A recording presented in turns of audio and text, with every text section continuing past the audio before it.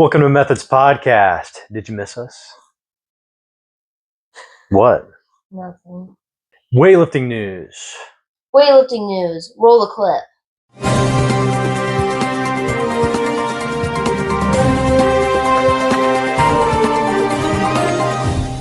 Weightlifting news. Is this guy 19 years old? Zam? Many people are saying that he was not actually born in the United States, but he was actually born in Kenya. And he has a fake birth certificate. Who is this mysterious guy? His name is Alireza Yousefi. He's an Iranian. He claims to be 21 years old, but he has male pattern baldness and he's a really big guy. Are people jealous? Is it jealousy or is it an actual problem? Are people hating because they can't clean 265 kilos? Are our results from our poll on Methods Instagram? If you want to be part of our polls, follow our Instagram. Our poll said, I think it was 63% said he's not 19 years old. Mm-hmm. So if we can go by the unwashed masses opinion, then we have established that he is not 21 years old. Yeah, he is not 21 years old. But my actual opinion is that he is 21 years old. He's just awesome. And they don't have drug testing, or they don't have you can just buy anabolic steroids just at the pharmacy with no prescription in Iran. So that probably has a lot more to do with it, I think. But then how can he compete and be untested? He's Iranian. It's allowed if you're from Iran. But then, China's always doping. Why don't they look like that? Because they do it differently, and they're Chinese. I don't know. They just look like Chinese people do bodybuilding, which makes them look different. If you look at the side of his head, it looks like he's got a brain. He had brain surgery. It was like a brain surgery. Right, because he's missing the hair there. Maybe there's a line if you look at it from the side. Well, maybe he did get brain surgery. They have this thing that they put in cows. They cut open the muscle, and it's this plastic thing that secretes steroids over time. They put it in a bowl or whatever, and so you could get this piece of plastic put in whatever muscle would be big enough, your butt cheek, I guess. It would slowly release tren over time. So maybe that's what they're doing. Maybe they did that in his brain. That's funny. Which made him smarter, probably. This one's kind of wild. My comedy. You got to reel in my comedy, keep it in reality. You know. What? I'm going from joke to joke. You're going from joke to joke. This is the ironic weightlifting podcast. Yeah. Did you guys see the new intro? What do you think? Is it good? I think it's good. Weightlifting news over. You can always submit news that you find. Submit the news in the comments below. Yeah, what should we cover? Yeah, go ahead, drop a comment on this video. Drop a comment send a DM to Methods Weightlifting on Instagram. All right. Question time. Now we've gotten our first question. Who's this question from? Good friend of mine. His name is Scenzy2819. It might be pronounced Sean. Is this Sean from the Powerlifting General on 4chan? Sean? Is this Sean from the Powerlifting General who's been trolling me and everybody else on PLG for years? What? And he's in the thread 24/7. Is that what's going on? He's got the nerve to leave a comment? It's probably a different guy. This guy's too nice to be Sean. Anyways, his question. You're going to read the question? What are our favorite accessories? What are our least favorite accessories? And would we say that snatching off the blocks is based in red pilled or cringe and blue pilled? So, blocks are based. Yeah, blocks are based in red pilled. Some people are a little skeptical about them because you can get into some positions that are difficult to attain in the pull, but that's a bad objection. They're great for strengthening positions. When we say blocks, does deficits count as well? No, that would be different. What would you call that? Just a deficit? You just say a deficit, I think, yeah. I like blocks. I think it makes it, even though, you shouldn't just do progressions because you should mix things up. If you watched the last episode, you know that. But I think it's just a fun thing to switch things up and do the same thing. Because you could do snatch triples, or you could do them from the blocks. Yeah, it makes it a lot easier. Doing work from the blocks takes a lot of stress off the back.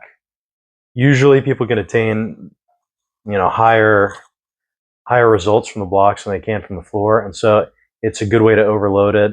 It's a good way to get exposure to weights that are challenging. Give you some confidence with weights off the floor. And it's a great way to strengthen positions. Now, why might someone think that it's cringe and blue-pilled? Some people object because some people will do the blocks in a way that's very different from what they do from the floor. So they might shove their knees way out. They might, push their hips forward, might scoop the bar more. They might be able to get away with mechanical things that are much more difficult to get away with from the floor. That's just a really lame objection. It's like you're getting mad. They're lifting too much, so you're getting mad. It's a lame objection. I'm not pointing any fingers. There's not somebody that was talking about that on their story not that long ago that I'm thinking of. I'm not. No, somebody was getting pissed off about that. They were like, "Oh, this is going to give away who it was." We don't name drop. And they were like, "Oh, well, it's basically like a snatch balance at that point." It's like, not really, because the bar started at your hips, bro. It's pretty different. Way different than a snatch balance. If you take 2 seconds to think about it, idiot. Yeah, and I think it's also a good exercise if you have a hitch problem. It can, because you're kind of, especially if you're coming from the knees, your space is limited a bit more, so you can focus more on that hitch zone. Potentially, it could also make the hitch worse.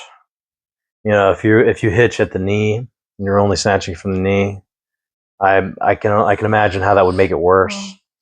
But you could definitely use blocks to work on a hitch problem. But probably beginning the pull in a position before you do the hitch. So like if you're hitching at the knee and you're doing a pull, if you're doing the low blocks, so we're starting in like that challenging position, maybe it's possible that could help. Because like and when you watch me hitch, like my heel, I rock back into my heels. I feel like it's harder to rock back into my heels if I'm already in that position. Could be, definitely could be.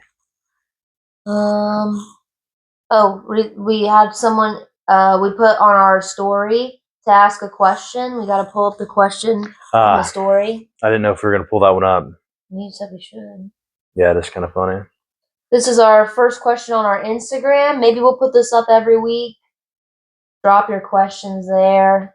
We have a question from a long-term follower. Zlatan14.88.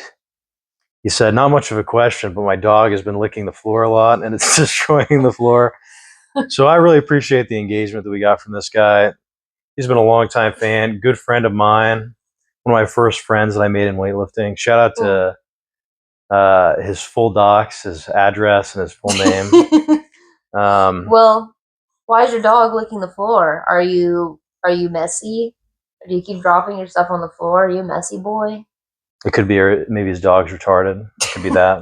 We can't drop that word. You can censor it, His dog's bleeding. But yeah, like my dog. Actually, also, why is your dog licking the floor and then destroying the floor? Well, like it's wood, so he's licking the finish off the floor. Maybe he's got like tasty wood. Maybe he's got like that's probably the problem. Maybe it's hickory. He's got hickory wood, and the dog's licking it because he's like, smoky. Right, that could be the problem. Or to fix it, get a cool rug. Get a cool Turkish rug. Cover the spot up with a rug. Yeah, that's probably cool Turkish rug. Because the dog's just gonna eat the carpet if you put carpet down. But the rug, it's from Turkey. People have been smoking cigarettes all over it. It's equity. Yeah, it's worth money. So just go ahead and drop $5,000 on a rug, and the dog can't lick it because people have been ashing cigarettes all over it since the Turkish Empire. So that's my recommendation. Yeah. All right. Okay, so our segment today is from the question from the last comment of what is our favorite accessories and what's our least favorite accessories. And we'll have our top 5 favorites and then our 3, not like least favorite, but more like, at least for me, it's exercises that I don't think benefit weightlifters. So F-tier accessories. F-tier accessory. Let's go, you. Yeah, so I can start with one. My answers for the accessories that I like are super boring. The way that you can take the term accessory to mean a handful of things, so it could be variations, like a snatch balance could be an accessory, or even a back squat could be seen as an accessory. But I took accessory to mean bodybuilding work, basically. I took accessory to mean not conventional exercises. So like the less specific stuff. Yeah, nothing that involves like squatting, like squatting barbell. Nothing that like you could say like snatch balance is an accessory. Like things that are unrelated to the traditional movements. Yeah, right. Okay, so I think we're on the same page. Okay, here. we're on the same page. And we'll drop for every exercise that we say. We'll put a video right here of the exercise, so you know what we're talking about. So my top accessory, these are really in no particular order, but I've got 5 of them. I'll start with pull-ups. Easy to do. Every weightlifter should be able to do them. Simple to learn. Easy to get done quickly. These are a little bit challenging to overload. I'm not going to lie. You can overload them by putting chains around you. You can get a belt you can put plates on. It is challenging to overload them. Or you could get fatter. That's another way you can. Or just a weighted vest. Or a weighted vest, or you could get fatter. Just another way to progress pull-ups. That's been my primary strategy that I've used over the years. Because, if you can do 20 pull-ups and you weigh 185 pounds, well, now you weigh 235 pounds. You can only do like 5. No, you can still do 20. Which is how the progression works. Oh, interesting. So I can do 20. I can do 20. I can. Okay. Maybe like 18. But like if I trained for it, I could do 20. Oh, if you trained for it. But if I went right into it, I still might be able to do 20, but I could do like 18. Because I still like whatever. It's good. It's easy to just throw in a couple sets of 5, 6, 7, 8, 10, 12, depending on where you are in your block. And to gradually overload it. Does get annoying to overload. So certain times of the year, it's good to do them with load, adding weight. Other times of the year, it's beneficial to just do them. To go through that full range of motion, make sure we're not losing anything at that bottom range of motion for the pull-up. Make sure we got just good lat work. It's going to help us keep our back tighter. It's going to help us keep our core tighter. Great exercise. What's one that you got? So I have an honorary mention because I had like so many that I like really like. But I was like, okay, I need to narrow it down. So I have an honorary mention. Yeah. Because I don't think everybody needs to do it. What is it? Single leg RDL. So I think not a bad one. I think what I like about single leg RDL is balance. I feel like there's not a lot of exercises that weightlifters do where they practice on their balance. That's a good point. Snatch balance, and that's probably it. That's one of the things that I use single leg RDL for, is working on my balance. See, I think it's really good for learning to grab the ground with my foot. Yeah, because you're on a single foot, so you need to learn how to really use your ankle for stability. Most of us are sitting around all day playing Doom or Fallout, Black Ops 6, Fortnite, whatever. Elder Scrolls. And so, our hip flexors are getting tight, and our feet, they're tucked in the shoe. We're playing Doom, and so our foot, we're just not good at, grabbing onto the floor with our foot. Doesn't get to spread out.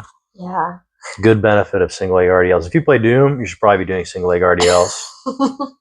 So that means that Elon Musk should be doing it, right? He's faking playing that game, though. He's faking being good at Diablo 3 or whatever it is he's pretending to be good Diablo, not Doom is what he plays. Yeah.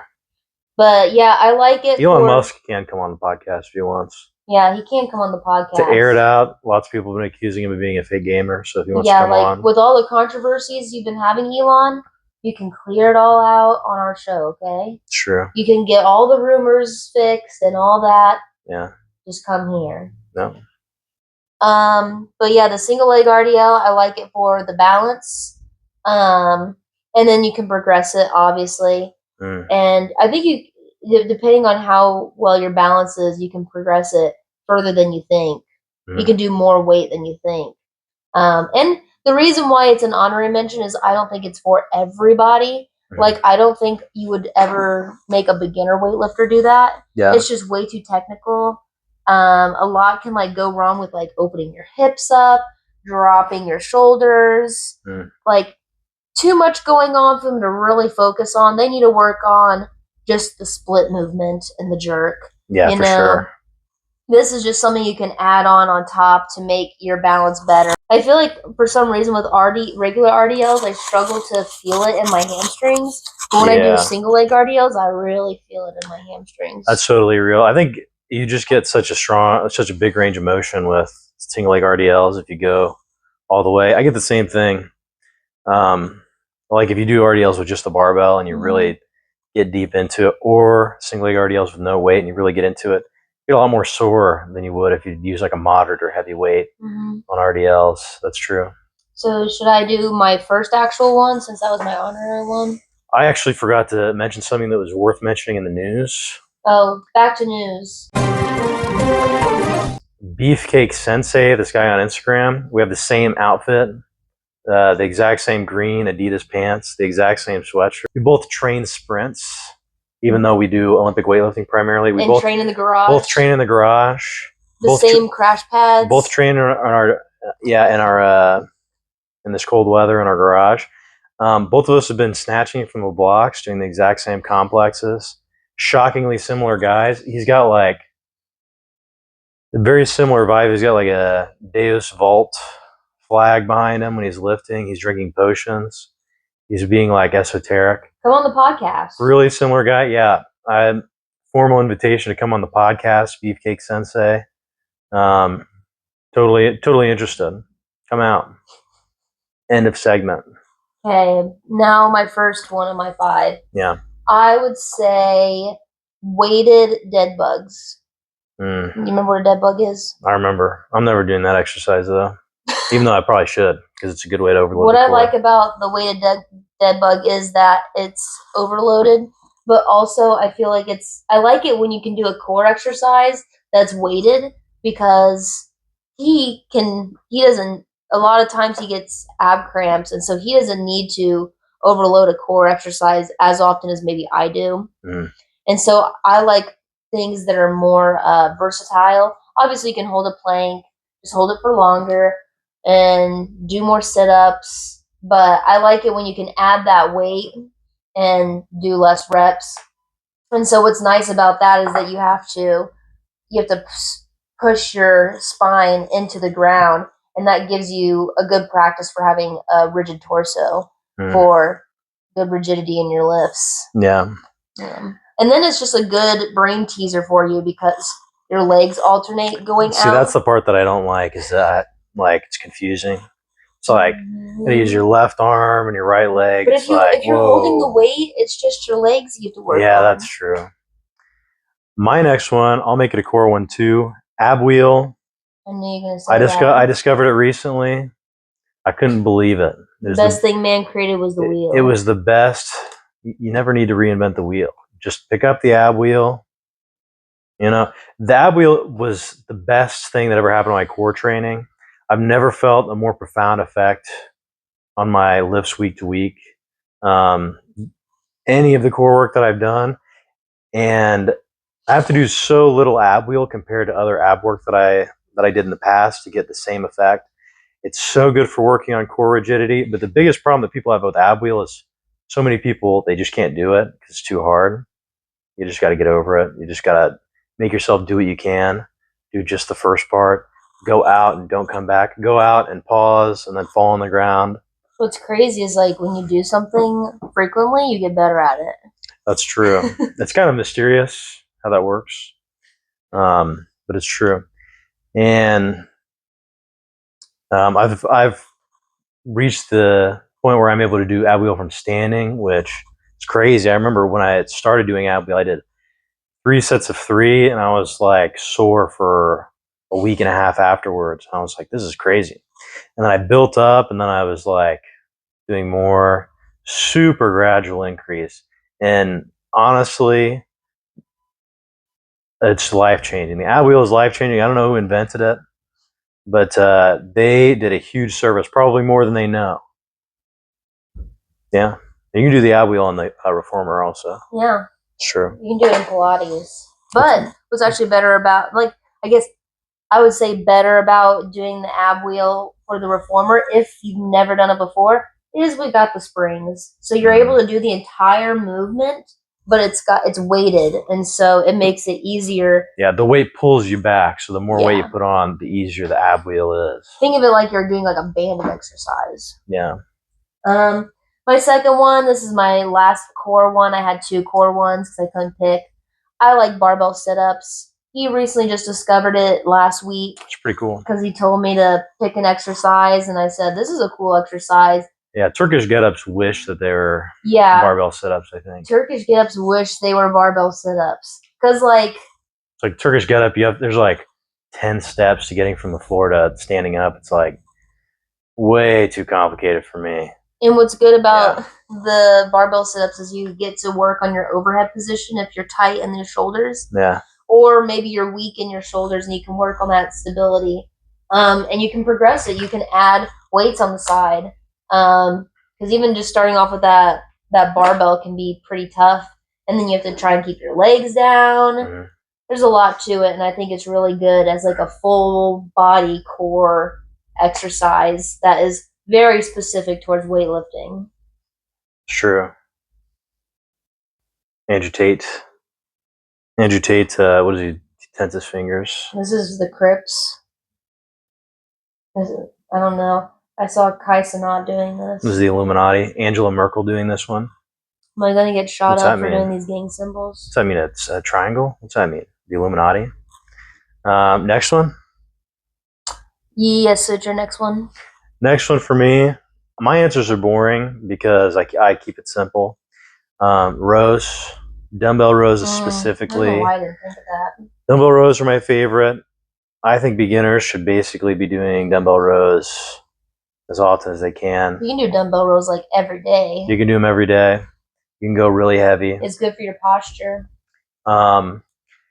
The biggest downside of dumbbell rows is eventually you're using the 120-pound dumbbell and it's just unwieldy. The dumbbell's too big. Sometimes, depending on where you are, the dumbbell would be big in a way that'll limit your range of motion in a way that's super annoying. Yeah, like the end of it. Any of the dumbbell lifts really suffer from that problem where the dumbbell eventually just becomes too unwieldy and it's too annoying to do the exercise. But dumbbell rows, most people haven't maxed it out. So they should just be doing dumbbell rows. Easy, so easy to do. It's a good horizontal pull for us to do. Great for weightlifters. Next. So I don't know what you call these. I guess I call them, it's a hamstring curl, but it's with the sliders. Yeah, I know what you're talking about. I don't know what those are called either. But I really like that one because for 2 reasons. Almost every weightlifting gym does not have a hamstring curl machine. Yeah. And so this is a very, very cheap and good alternative to that.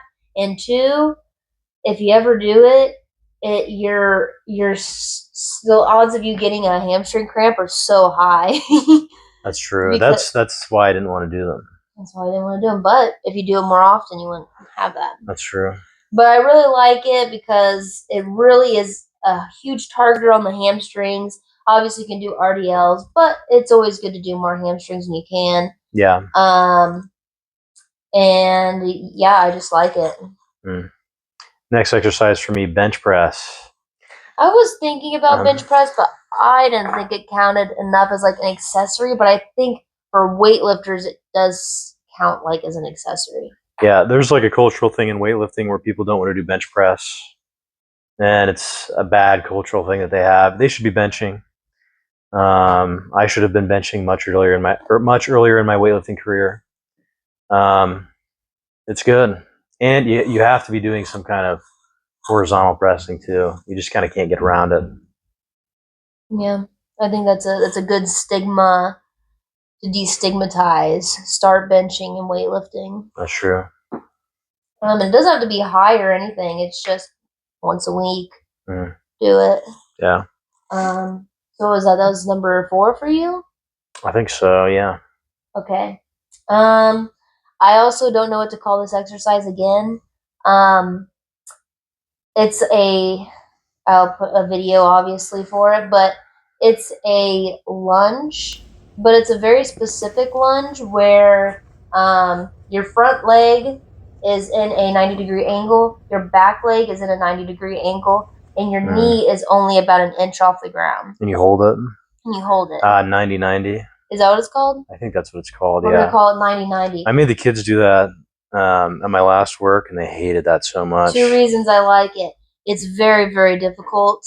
So it's like, I like exercises that are very simple but are oddly difficult. It's like a nice challenging feeling. But the big reason why I really like it, weightlifters, very common problem, knee pain.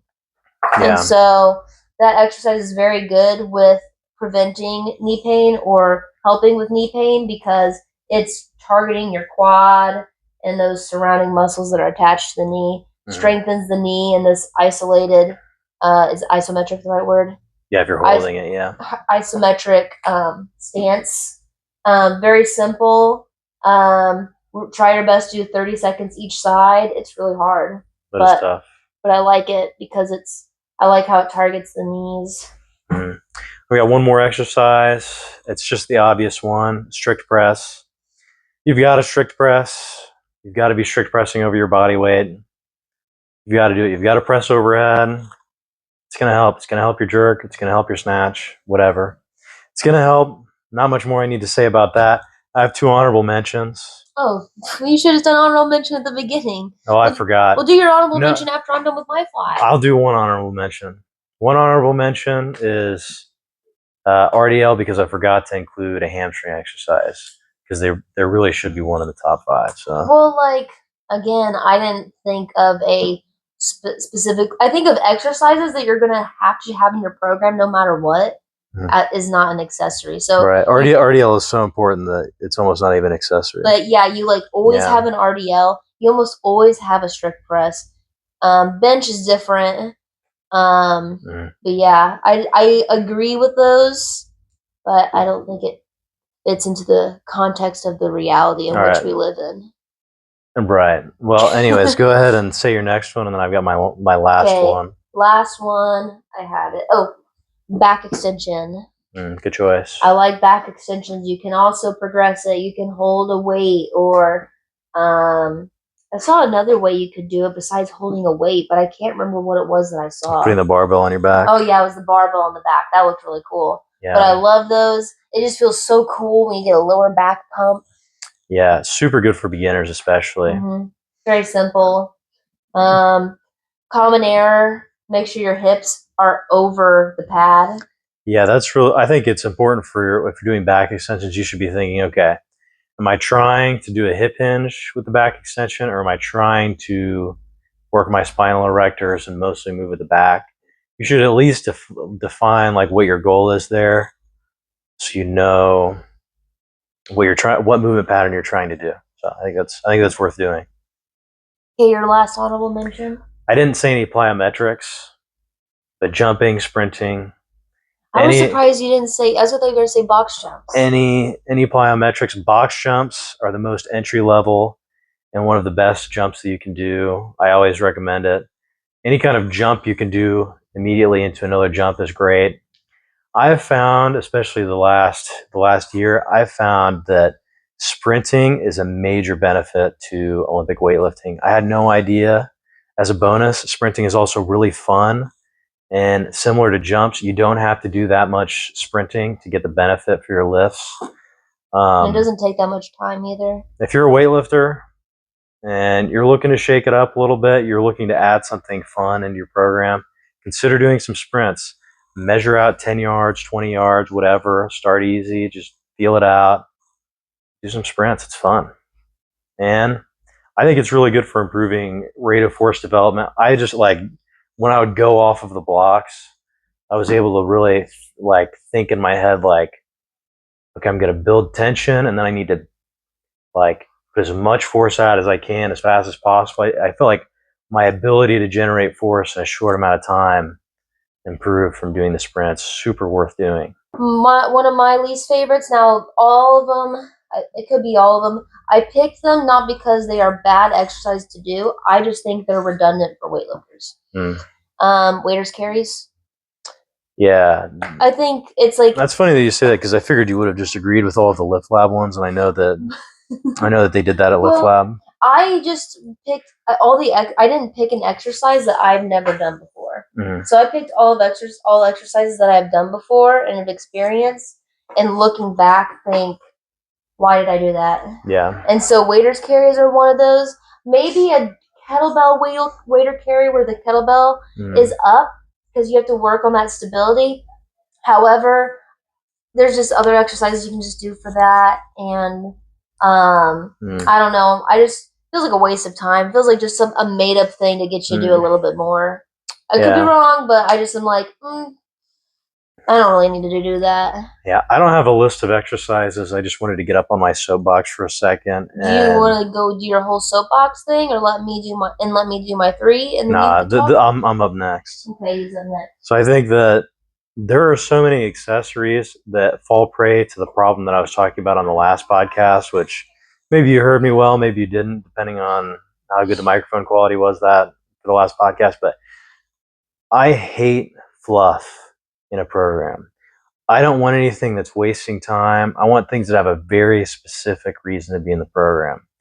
A lot of people's accessories, they fall into this like training something incredibly niche or doing something super complicated.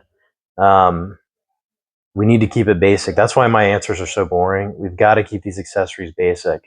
Like, people really, they want to get really creative with these accessories, and I think it's pointless. Here's your steering and here's your throttle. Okay. Okay, now you're just gonna feel a little pinch. Oh! It's all right. It's just locking you in. Just take it. Doing great, Kathy. How's that ride? Okay, now use your mouth to operate the turn signals, and you're off. And you can always make a case for whatever exercise it is. If it's an exercise, you can make a case for it. But like, weightlifters are a little bit more wise to this because like they've got something that they're training for. But so like, there are so many exercises that people do, and they do the exercise. They never give some thought like, well, what's the purpose of this exercise? How am I going to be able to overload this over time? The last place that I worked, my boss was like, he had me put people through a program, and one of the exercises was like plank with a drag. And I was like, what is that? And I had no idea, and I couldn't ask him, so I was just having them do a plank. And he saw that, and he's like, what are you doing? And he's like, why are you just having them do a plank? What a waste of time. And I think that all of those kids that were there, they would have benefited from doing a longer plank with no drag. That's my opinion. That's my main, what I had to say about that. I think my next one kind of fits into that. Yeah.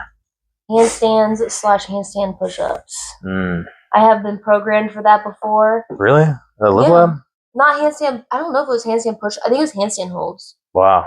Yep, that was programmed, and it's like, why? You could just do, like, you see the Chinese sometimes, they, like, get the bar high enough to where you can, like, stand up the bar. Yeah, I know what you're talking about, yeah. The infinity press. So if you're really trying to work on, like, your overhead stability, I guess you could just do that, or just hold the barbell overhead. But, like, I really don't see the point of a handstand hold. The only thing is you hold it for a minute and all the blood rushes to your head. That's not fun. Well, maybe that's a reason. Maybe if you want there to be a bunch of blood in somebody's head. Last thing, side med ball slams. I like side med ball slams. However, I don't really think this sort of movement is like something that needs to be focused. And there is a lot of like specific technique for it that you might not know about, like your stance, not making sure that you're using your core properly. I think it's just a little too complicated for what you're going to get out of it. Yeah. Yeah, I totally agree. There is a reason to look at rotational ability and train rotation. Like, there's a lot of good reasons for that, but like, there's a big fad right now that's like, there's actually 5 planes of movement. So when we exercise, we should be going through all of the planes of movement. It's like, what's the actual reason for that? And I've talked to some of these guys, and they've been like, what the Why would you ask that? I'm a physical therapist, okay? Trust me, my head's bald. I would never lie. Bro, trust me. So that's kind of an inside joke, but yeah, like, we don't need to be doing like a lot of lateral stepping or anything. We don't need to do a ton of rotational stuff. It's not really, for most people, they're not going to get the benefits that I'm hearing from some of these snake oil salesmen, where they're like, we're going to be feeling you're just going to feel better. Maybe it's not going to make you stronger or any better at anything, but you're just going to feel better because, like, I don't know, because these people have not, they're not familiar with exercising. They're familiar with reading exercise, like textbooks maybe, or like looking at Instagram videos of exercises online. So they really like those exercises because they're a good excuse to do those instead of getting any better at, anything athletic. So if you want to get, like, do exercising and not have to worry about getting better, or like improving or anything like that, great choices. Do your rotational stuff. Go ahead. You're going to want to do mostly lateral stuff, side lunges. Don't bother adding weight, and then you can increase complexity. Yeah. It's a great way to feel better. But if you'd like to go a different route, we have online coaching. You can be an online client of ours. If you want to tap into methods, you can. Methods is open to everybody. Like the handstand push-ups, blood into the head. Then we do some sprints. There's reasons that we should be doing this. It's definitely in the program. We're doing that exercise tomorrow. Yeah, join methods. Get better. If you need to give us ideas, okay, leave it in the comments or follow us on methods. We have questions all the time. Go ahead and engage with the post, like, share, subscribe, copy the link of the video, super chat PewDiePie. Recommend that you look at Methods Weightlifting. PewDiePie, we're going to Japan, actually, and we want to meet up. I wish. PewDiePie, come over, be on the podcast. We'll talk about Nietzsche and Plato. Somebody get the Costco guys to talk about methods. Yeah. Methods out. Methods out.